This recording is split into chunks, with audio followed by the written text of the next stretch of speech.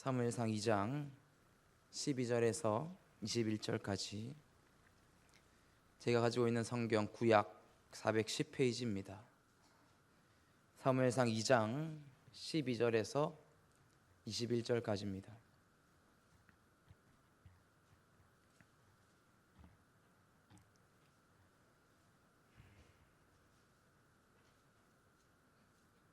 네, 다 찾으신 줄 알고 한 절씩 교독하겠습니다. 엘리의 아들들은 행실이 나빠 여호와를 알지 못하더라.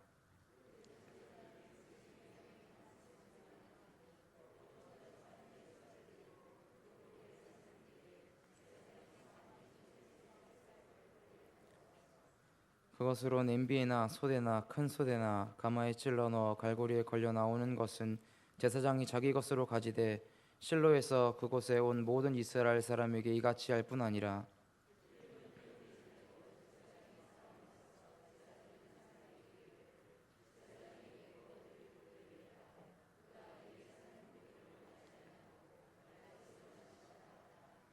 그 사람이 이르기를 반드시 먼저 기름을 태운 후에 내 마음에 원하는 대로 가지라 하면 그가 말하기를 아니라 지금 내가 내게 내라 그렇지 아니하면 내가 억지로 빼앗으리라 하였으니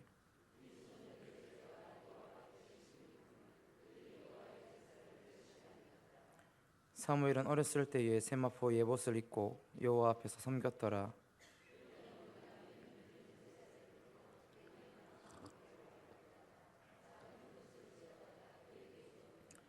엘리가 엘가나와 그의 아내에게 축복하여 이르되 여호와께서 이 여인으로 말미암아 내게 다른 후사를 주사 이가 여호와께 간구하여 얻어 바친 아들을 대신하게 하시기를 원하노라 하였더니 그들이 자기 집으로 돌아가매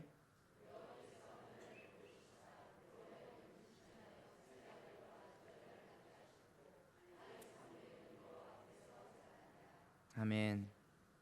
할렐루야. 우리 함께 인사하며 시작했으면 좋겠습니다. 우리 좌우 앞뒤 바라보시면서 이렇게 이야기했으면 좋겠습니다. 끝날 때까지 끝난 게 아닙니다. 아멘. 끝까지 가봐야 한다는 거죠. 오늘 설교 말씀 제목이기도 합니다. 함께 은혜를 나눴으면 좋겠습니다. 이 나라를 복구하는 데 최소 100년이 걸릴 것이다. 전쟁으로 폐허가 된 우리나라를 보면서 메가더 장군이 한 말입니다.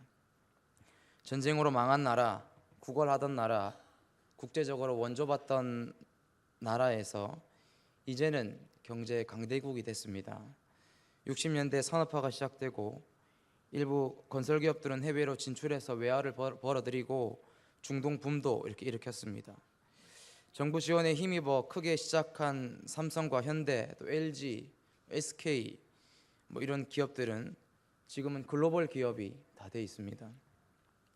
아직까지는 울산에 여러 어려움들이 있습니다. 수주도 들어와야 되고 임금도 협상돼야 되고 아직까지 해결되지 않은 문제들이 있지만 그럼에도 전쟁 이후에 경제의 빠른 성장은 전 세계를 다 놀라게 했습니다.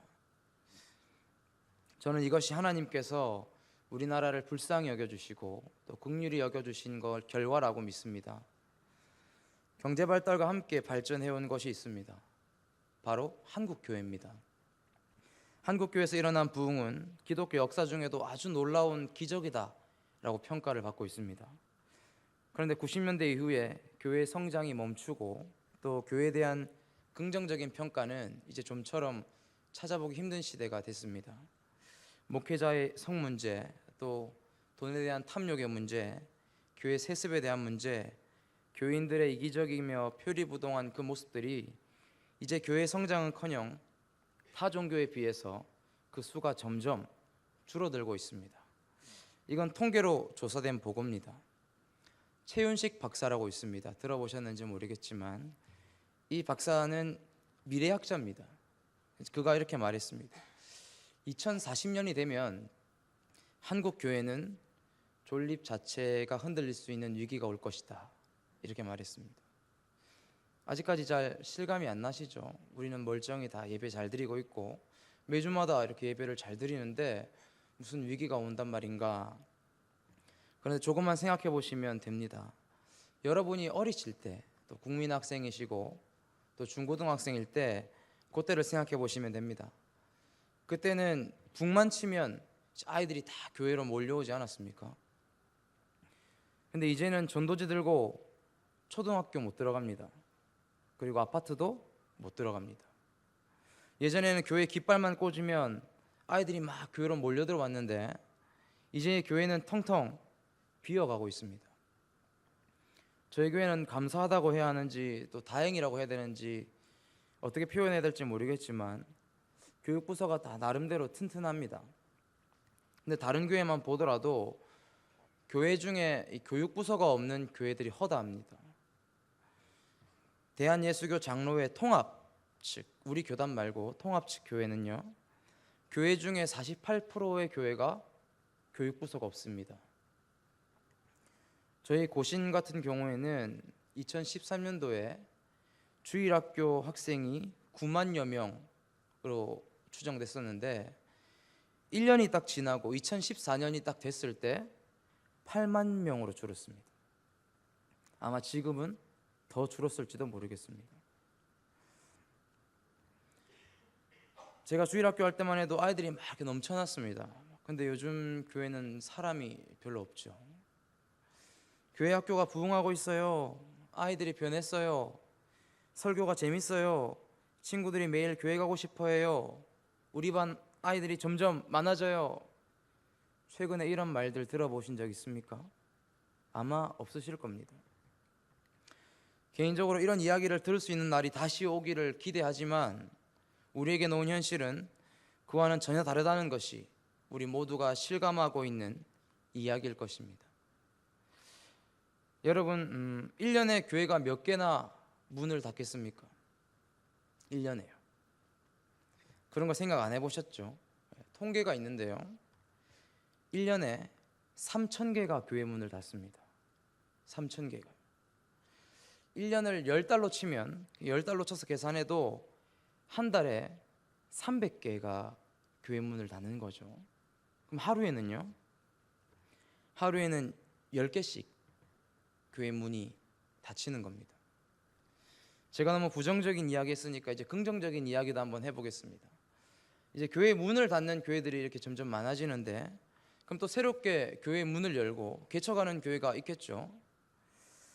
자력으로 교회가 온전하게 세워질 확률이 몇 퍼센트가 되겠습니까? 우리 교회처럼 이렇게 부흥하는 정도 말고 그냥 단지 자력으로 교회를 근근히 버텨내는 정도로 성장할 확률은 몇 퍼센트가 되겠습니까? 만약에 1,000개의 교회가 문을 열고 또 1,000개의 교회가 세워지면 그 중에 살아남는 교회는 몇 개겠습니까? 몇 개일까요? 4개만 살아남습니다. 크게 부흥하는 정도 말고 겨우 자립하는 정도만 4개의 교회가 살아남습니다. 마치 거북이가 알을 낳고 바닷속에 들어가기 전에 새나 짐승들의 먹이가 되는 것처럼 만약에 1,000개의 교회가 세워지면 딱 4개의 교회만 자립할 수 있다는 거죠. 이건 교회 개척 연구소에서 조사된 증명된 사실입니다. 그래서 실제로 많은 목사님들이 이제 부흥의 시대는 끝이 났다, 이제 교회는 끝났다 이렇게 평가를 하기도 합니다. 이렇게 한국 교회가 어려움 속에 있습니다. 추강도사님이랑 저랑 이제 강도사고시 치러 이렇게 올라가면서 이런저런 이야기를 하다가 저희들의 미래를 한번 놓고 토론했는데 우리가 목사 한 수 받으면은 또 담임 목사 될 시기쯤 되면은 앞으로 교회 사역할 곳이 없겠다 이런 이야기를 했습니다. 서로 막 걱정해주고 서로 위로해주고 그렇게 천안을 왔다 갔다 했는데요, 여러분, 우리 교회는 시간이 지난 뒤에도 그 교회의 안정을 보장받을 수 있겠습니까? 40년 전통을 자랑하는 우리 하늘샘교회가 2040년이 되었음에도 생명력 있게 뻗어가고 부흥되고 전진하는 그런 교회로 세워질 수 있겠습니까? 장담할 수 없는 거죠. 여기에서 겸손하게 섬기시고 기도의 자리를 지켜오시던 여러분들이 은퇴하시고 지금의 30대들이, 청년 대학생들이, 또 중고등부 학생들이 이제 교회를 짊어지고 이끌어 가야 되는데 과연 지금 우리 교회 교육부서에 그리고 다음 세대들을 통하여서 희망을 볼 수 있겠는가 하는 것입니다. 우리에게 다가오는 위기를 극복할 힘과 능력이 우리에게 충분히 있습니까? 아니, 우리뿐만이 아니라 한국교회가 이를 향한 대안을 세우고 또 분명한 표대를 향해서 나아가고 있습니까? 제 동기 강도사들이랑 좀 이야기를 하다 보면 오늘 이런 얘기를 하더라고요. 자기네 교회에 카페를 하나 만들었대요. 카페를 하나 만드니까 확실히 엄마들이 많이 오더라. 그래서 유치부가 자연스럽게 부흥하더라. 이런 얘기를 했습니다. 그럼 저희도 교회 카페 하나 만들어야 됩니까? 지금도 공사 중에 이렇게 있는데 또 공사하고 또 재정을 투자하고 교회 슬로건도 말씀과 성령으로 사람을 변화시키는 교회 말고 카페와 성령으로 그 사람을 변화시키는 이렇게 슬로건 내세워야 됩니까? 성경은 이 절망적인 상황 속에서 우리에게 한 줄기 소망이 있다, 한 줄기 빛이 있다 라고 말하고 있습니다. 우리가 읽은 성경을 보면 오늘 본문의 첫 구절은 2장 12절 이렇게 시작합니다. 엘리의 아들들은 행실이 나빠 여호와를 알지 못하더라. 이렇게 되어 있습니다. 엘리의 아들들은 이란 말은 제사장들은 이런 말입니다. 이 시대에 실로에서 수종드는 제사장들은 행실이 나쁘대요. 그들이 여호와를 알지 못하더라 라고 설명하고 있습니다. 이 번역은 여호와 하나님에 대해서 전혀 생각하지 않더라, 하나님을 무시하고 하나님을 간과하고 하나님을 만홀히 여기며 하나님을 가볍게 생각한다는 것입니다. 그래서 이 사람들이 하는 행동이 뭐냐면 아주 13절부터 자세하게 기록해 놓고 있습니다. 이들의 행동은 순간적인 우발적인 충동에 의한 것이 아니고 지속적으로 반복적이고 오래된 행동이다 이렇게 이야기하고 있습니다. 13절을 한번 볼까요? 13절에 그 제사장들이 백성에게 행하는 관습은 이러하니 되어 있습니다. 관습이란 말은 습관이란 말로 표현할 수 있습니다. 그러니까 이 행동이 계속해서 반복됐다는 것입니다. 한번 어쩌다가 이런 일이 있어서 성경에 기록된 것이 아니고 습관적으로 반복해서 이와 같이 행했다.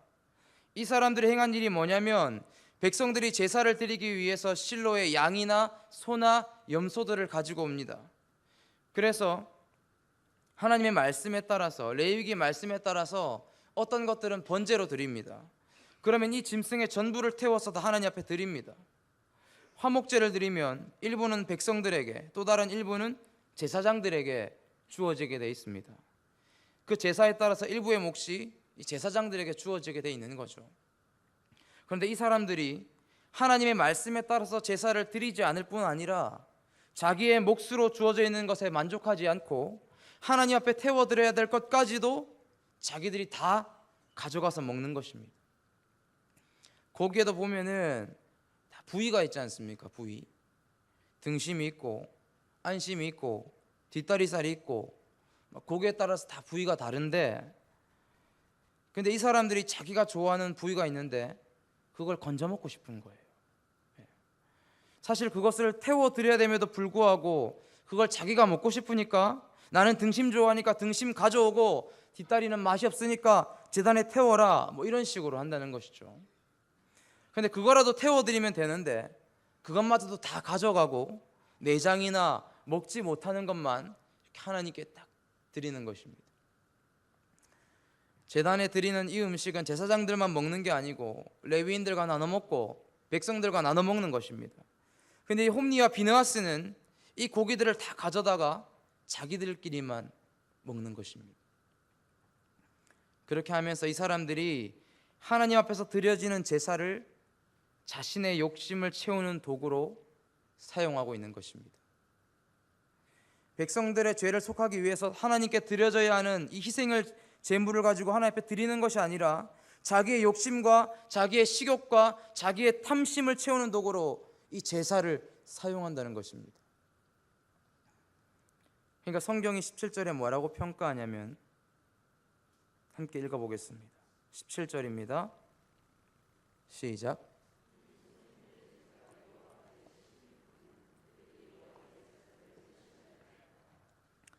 여호와를 알지 못한 결과가 여호와의 제사를 멸시하는 것으로 드러나는 것입니다. 그렇다면 지금 제사가 드려지고 있습니까? 아니면 드려지지 않고 있습니까? 제사가 드려지고 있나요? 드려지고 있지 않습니까? 지금 제사가 드려지고 있어요. 사람들은 양과 소를 가져오고 제단에 불도 태워지고 있고 제사가 드려지고 있습니다. 그런데 이 제사는 하나님께 드려지고 있는 것입니까? 아니면 제사장들에게 그냥 바쳐지고 있는 것입니까? 제사장들에게 바쳐지고 있는 것입니다. 제단에 제사가 드려지고 있으나 그것은 하나님께 드리는 것이 아니고 제사장의 욕망을 채우는 도구로 사용되어지는 것입니다. 예배는 있으나 하나님을 기쁘시게 하는 것이 아니라 사람을 기쁘게 하는 것입니다. 말씀이 전해지고 있으나 이 말씀이 하나님의 뜻을 전하는 것이 아니라 사람의 욕망을 부추기는 것으로 사용되는 것입니다. 사람들이 모여서 하나님의 이름을 부르고 있으나 그것은 하나님의 이름이 아니라 자기 마음속에 춤추고 있는 자기의 욕망의 이름을 부르짖고 있는 것입니다.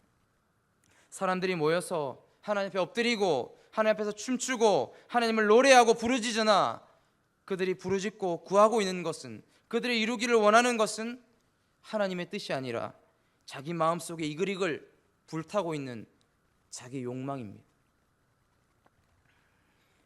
그 재물이 인간의 그릇된 욕망을 채워가는데 또 그것을 해소하는데 사용되어지는 것처럼 오늘날 우리 예배가 하나님의 뜻을 이야기하고 하나님의 뜻을 이루어드리고 하나님의 뜻에 우리의 삶을 굴복시키는 데 사용되어지는 것이 아니라 성경의 언어를 사용해서 성경의 말을 빌어서 우리가 가지고 있는 내적인 욕망과 열망을 부추기고 춤추게 하고 불타게 하고 그것을 끊임없이 사람들로 하여금 추구하게 하는데 사용되어질 수 있다는 사실을 기억하셔야 돼요. 그게 예배 현장에서 일어나고 있는 현실의 모습입니다. 그렇다면 이런 예배가 드려지고 있는 장소, 이런 방식으로 예배가 진행되는 제사장이 있는 곳이라면 여러분들은 거기서 소망을 발견할 수 있겠습니까? 그곳에서는 소망을 볼 수가 없는 것이죠. 실로의 이름은 우리는 절망이라고 불러야 돼요. 실로의 이름은 지금 어두움이라고 불러야 됩니다. 실로에서 일어나는 일들은 우리에게 희망이 되지 않고 소망이 되지 않고 기쁨이 되지 않습니다. 절망이며 어두움이며 끊임없이 깊어져가는 패배라고 이야기해야 되는 것입니다. 그게 지금 실로에서 일어나고 있는 모든 것에 대한 설명입니다. 그런데 과연 그 성소에서 선한 것이 일어날 수 있겠는가? 엘리가 제사장으로 있는 곳에서 과연 선한 것이 일어날 수 있겠는가? 홈리가 비느하스가 제사장으로 있는 곳에서 새로운 하늘의 역사가 시작될 수 있겠는가? 성경이 물어보는 겁니다. 마찬가지로 이런 상황에서 성경은 우리에게 묻는 것입니다. 오로지 자기 현실적인 욕망에 사로잡혀서 살아가는 그리스도인들 속에서 희망이 있는가? 하나님의 사람들이 하나님을 두려워하지 않고 하나님을 만홀히 여기며 사는 이 시대 속에서 소망이 있겠는가? 이젠 부흥의 시대가 아니라 연명의 시대를 겨우겨우 버텨내가는 그런 한국 교회에서도 소망의 빛을 발견할 수 있겠는가? 우리에게 끊임없이 물어보는 겁니다. 그런데 성경은 이어서 뭐라고 설명하고 있냐면요, 18절을 한번 보십시오. 18절인데요, 같이 한번 읽어보겠습니다. 시작.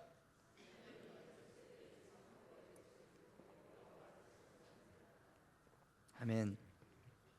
근데 원어 성경에 보면 좀 재밌는 것이, 저는 왜 우리말 성경을 번역할 때 이 단어를 빠뜨렸는지 모르겠어요.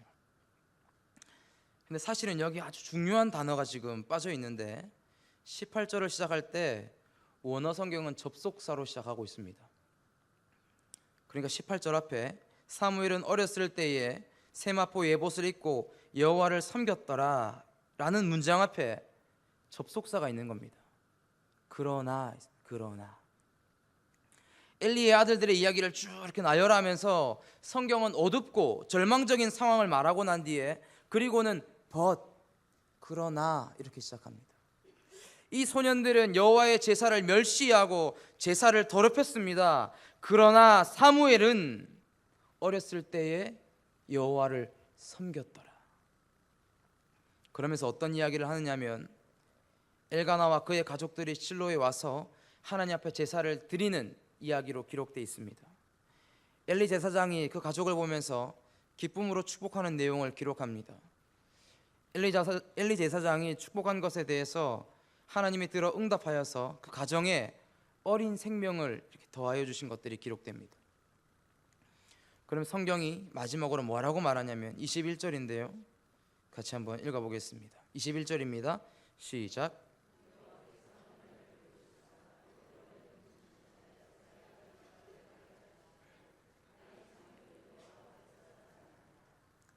여호와께서 한나를 돌보시사, 여호와께서 한나를 보호하셨다는 주의 큰 날개로 한나를 이렇게 덮으셨다는 말입니다.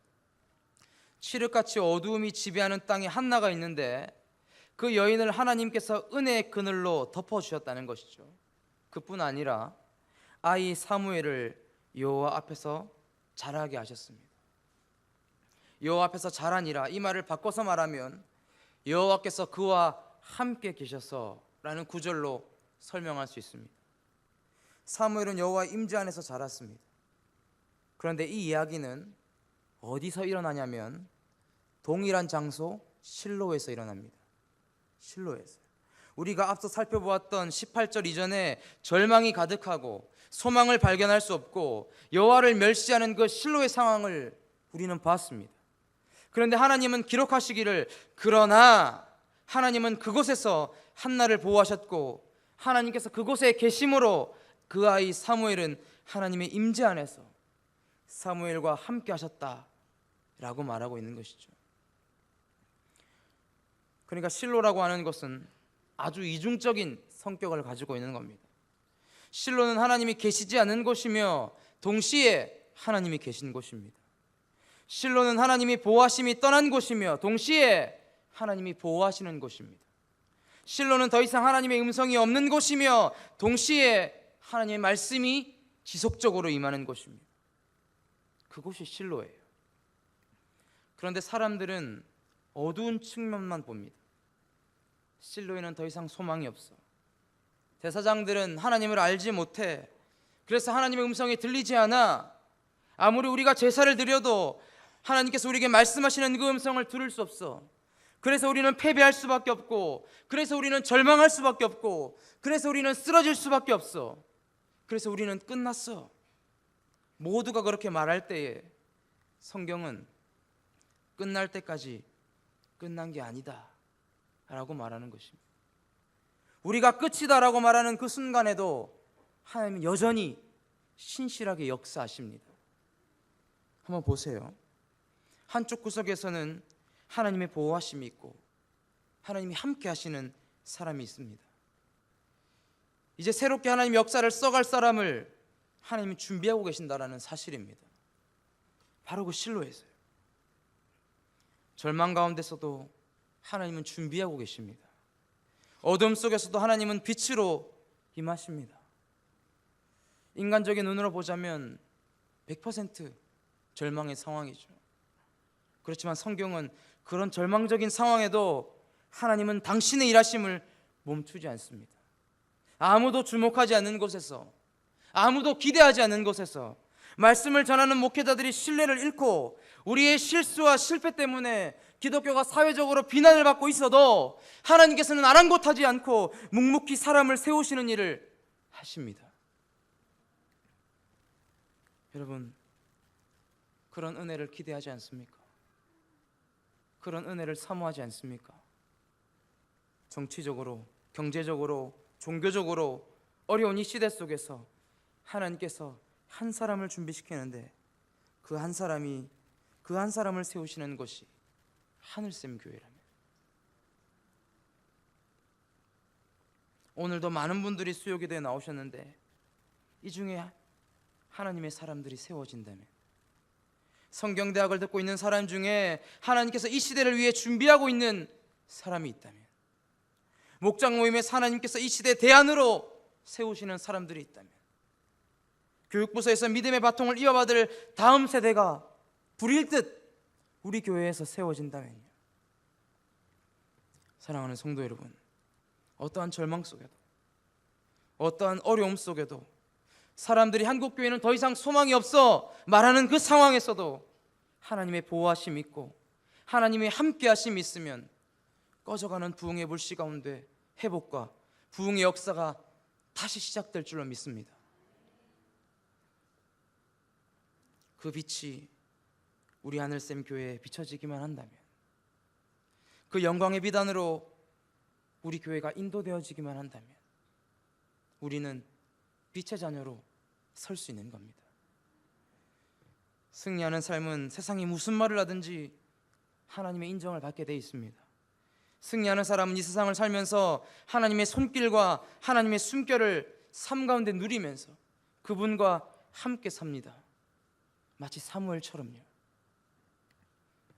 그렇게 되어질 때에 이 화정동에서 술에 찌들려 살아가는 사람들 앞에서, 악한 영에 억눌려 살아가는 사람들 앞에서 우리 교회의 존재가 소망이 되고 희망이 되고 하나님이 주시는 이 시대의 메시지가 될 수 있습니다.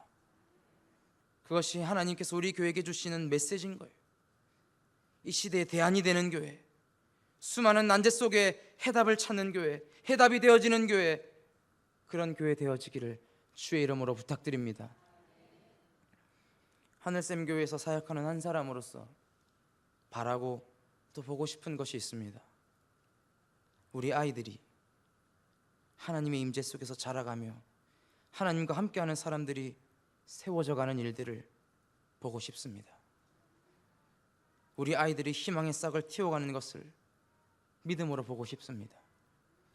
함께 기대하고 사모함으로 달려갑시다. 할렐루야.